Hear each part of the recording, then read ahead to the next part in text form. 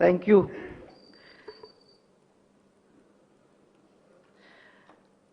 हमारे लोकप्रिय और देश के भारतीय जनता पार्टी के करिश्माई नेतृत्व देने वाले हमारे राष्ट्रीय अध्यक्ष आदरणीय नड्डा जी, राजस्थान भारतीय जनता पार्टी के प्रभारी जो हमारे साथ आज जुड़े हैं, Shri Avinash Rai ji Khanna, leader of the opposition हमारे नेता प्रतिपक्ष आदरणीय गुलाब जी, हमारे प्रदेशाध्यक्ष माननीय सतीश जी, केंद्रीय मंत्री श्री गजेंद्र जी, श्री अर्जुन जी मेघवाल, श्री कैलाश जी चौधरी, हमारे मंच पर उपस्थित उपनेता प्रतिपक्ष के श्री राजेंद्र राठौड़ जी, हमारे आदरणीय वी सतीश जी, श्री चंद्रशेखर जी, दोनों पास्ट प्रेसिडेंट्स हमारे प्रणामी जी और अरुण जी चतुर्वेदी, हम सब की ओर से मैं फिर बधाई देना चाहूंगी हमारे नवनिर्वाचित राज्यसभा के अध्यक्ष श्री राजेंद्र जी गहलोत। जोर से ताली बजाएंगे क्योंकि बहुत अच्छी विजय हुई है कल। हाँ, राज्यसभा के सदस्य, सॉरी, मेरे सामने बैठे हुए और मुझे मालूम है जो आज के इस कार्यक्रम के में साथ जुड़े हैं, भारतीय जनता पार्टी के असंख्य कार्यकर्तागण, सबका आज इस वर्चुअल रैली के अंदर हम सब आपका स्वागत करते हैं। सबसे पहले आप लोगों की ओर से अध्यक्ष जी का स्वागत, और मैं आभार प्रकट करना चाहती हूं कि इतनी ज्यादा संख्या में लोग हमारे साथ में, अभी सतीश जी की सुन रही थी, 35 लाख लोगों ने स्मृति जी के कार्यक्रम को सुना। हमारे कार्यकर्ता जगह जगह से जुड़े, करोड़ों की संख्या में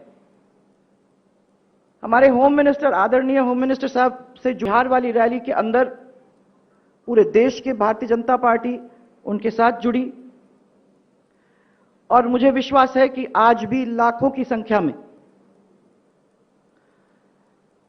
हमारे नड्डा जी के इस वर्चुअल रैली के अंदर लोग बहुत अच्छी संख्या में जुड़ने का काम करेंगे।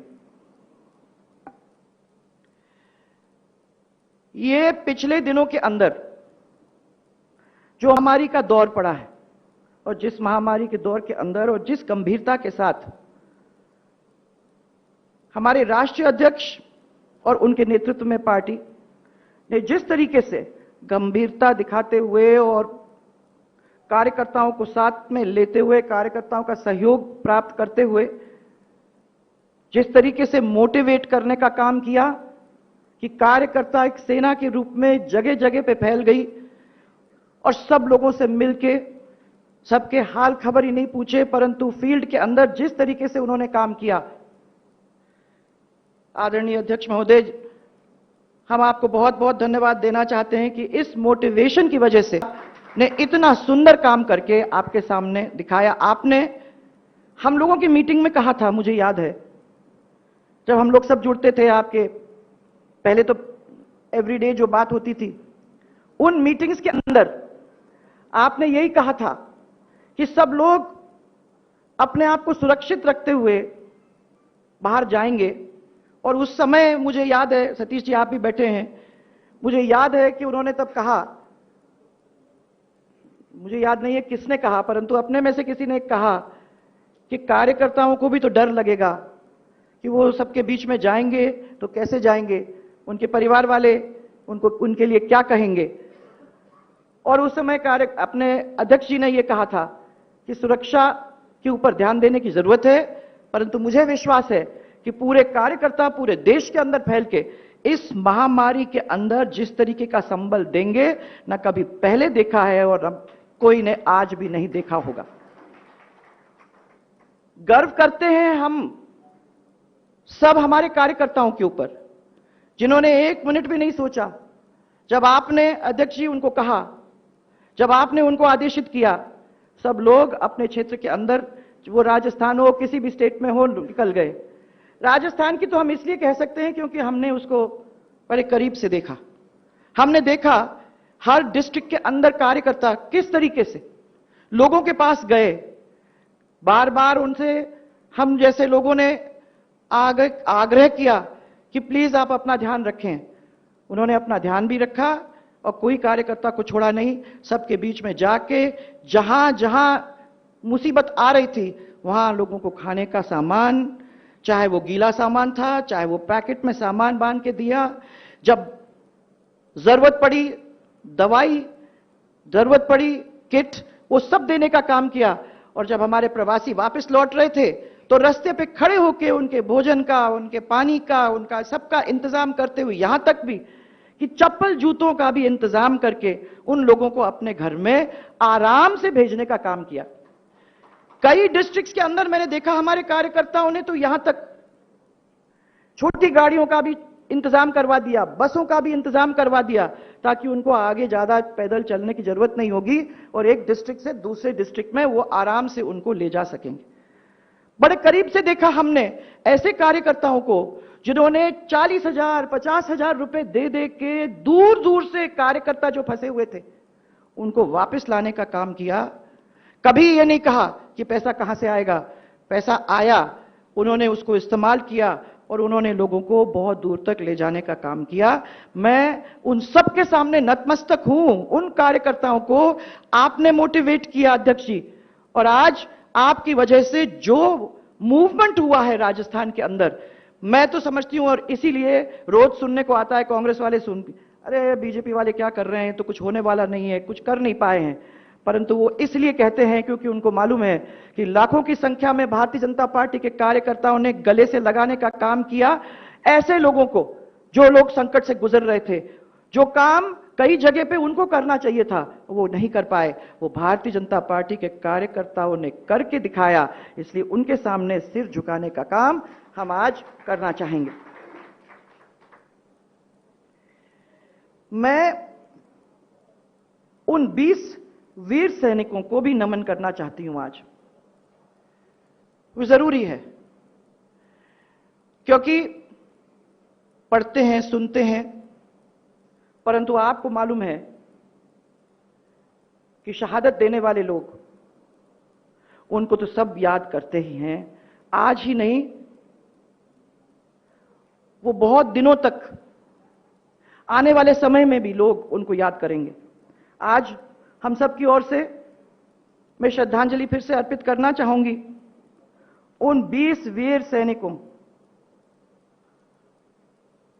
को जिन्होंने चीन की सेना को टक्कर दी और मातृभूमि की रक्षा करने में शहीद हो गए। उन सबको नमन करना चाहती हूं हम सब की ओर से, और सबको याद भी दिलाना चाहती हूं कि हमारे देश के प्रधानमंत्री नरेंद्र मोदी जी हैं, जिनका नाम पूरे दुनिया के अंदर लोग मानते हैं। कल ही उनकी बात सुनी और मैं आपको सबको ध्यान दिलाना चाहती हूं कि पुलवामा में नहीं छोड़ा तो आने वाले समय के अंदर इनको भी नहीं छोड़ने का काम करेंगे। और मैं सबको यह विश्वास दिलाना चाहती हूं कि कोई भी हमारी इन बातों को कायरता न समझें, जान जाएं कि हम लोग आज यहां खड़े हैं और आने वाले समय के अंदर ये जो जानें गई हैं उन जानों के लिए लड़ने के लिए पूरी तरह से सक्षम है। चीन को पहले भी देखा है, आज भी देखेंगे, इसकी चिंता हम लोगों को करने की जरूरत नहीं है। भारतीय जनता पार्टी वो पार्टी है, याद है आप लोगों को जब अपन बात करते थे कि कितने लोग हमारे इस पार्टी के आज देश के अंदर मेंबर्स हैं। दुनिया के अंदर सबसे बड़ी पार्टी बनना इतने छोटे से समय में नामुमकिन लगता है, परंतु मोदी जी ने उसको मुमकिन करके छोड़ा है। और सबसे बड़ी बात तो यह है कि खाली राजनीति राजनीति राजनीति जैसे अभी तक इतने सालों से हम देखते हुए आए हैं वो नहीं, परंतु डेवलपमेंट की राजनीति अगर किसी ने पहले जमीन के ऊपर लाने का काम किया है तो वो भारतीय जनता पार्टी के प्रधानमंत्री और आज हमारे आदरणीय नेता, हमारे राष्ट्रीय अध्यक्ष नड्डा जी ने सबने मिलकर की है। वादे इलेक्शन के अंदर सब लोग करते हैं और मुझे याद है कि हम लोग जब नए नौसिखिया निकले थे, हम जब माइक को पकड़ते थे तो लोग हमसे यही कहते थे, क्या बोलेंगे, तो कहते थे कि कुछ भी बोल दो, कोई चिंता करने की जरूरत नहीं है, बाद में देखा जाएगा। यह लगातार कांग्रेस को मैंने बड़े करीब से देखा है, इसलिए मैं कहती हूं, हमेशा कहते थे क्या है बाद में देखा जाएगा। और सब पूरी जनता जानती थी कि इलेक्शन के टाइम में हमको वादा तो करेंगे, जैसे इन्होंने वादा किया कि ऐसा कोई भी व्यक्ति नहीं होगा राजस्थान में जिसके लोन को हम माफ नहीं करेंगे। आपने सुना बिजली के बिल माफ करेंगे, क्या क्या वादे नहीं किए, बात में आ गए लोग और वोट भी दे दिए। और आज बाद में जब गिनती करते हैं तो वो यही कहते हैं कि ये वही कांग्रेस की झूठे वादे जो हमेशा करते आते थे वो ये आज भी हुए हैं। भारतीय जनता पार्टी ने कभी झूठे वादे नहीं किए। जो वादे नरेंद्र मोदी जी ने किए उसको जमीन के ऊपर लाने का काम भारतीय जनता पार्टी के अध्यक्ष जी ने करने का काम किया। डेवलपमेंटल पॉलिटिक्स पहली दफा हम लोगों को देखने को मिला। कईयों ने कहा यह डेवलपमेंट पॉलिटिक्स के ऊपर कोई जीतता नहीं है। बैठे हो ना, हम लोग सब बैठे हुए, बातें जब होती हैं तो सब लोग यही कहते हैं कि डेवलपमेंट के पॉलिटिक्स पे कौन जीतता है। जब पूरे 5 साल हुए, अगला इलेक्शन हुआ, तो ये डेवलपमेंट पॉलिटिक्स ही था, जिस डेवलपमेंट पॉलिटिक्स ने पूरे देश के अंदर एक ऐसी लहर चला के रख दी जिस लहर के अंदर ये पूरे कांग्रेस और उनके सब साथी बह गए और जोरदार तरीके से भारतीय जनता पार्टी फिर से जीत के आई, जो मैं समझती हूं अपने आप में एक बहुत बड़ी चीज थी। अभी हाल ही में 30 मई को विश्व के हमारे सबसे प्रिय नेता प्रधानमंत्री जी और एनडीए सरकार ने सफलतापूर्वक 1 साल पूरा किया है। उनका पहला साल, 5 साल वो, फिर अब अपना ये 1 साल। 5 साल के अंदर जो डेवलपमेंट किया वो आप लोगों ने बड़े करीब से देखा। और अभी भी जो वादे किए, ज्यादातर उस समय का भी अपन ने बात की थी, परंतु 1 साल के अंदर कितने सारे काम हो गए वो आप लोगों ने अच्छी तरह से देख लिए। मैं कौन के याद दिलाऊंगी कि वैसे तो सतीश जी ने भी आपके सामने उनको लाने का काम किया है और मुझे मालूम कि विस्तार से हमारे अध्यक्ष जी इन सब चीजों को, इन सब बिंदुओं के ऊपर आप सबका ध्यान आकर्षित जरूर करेंगे।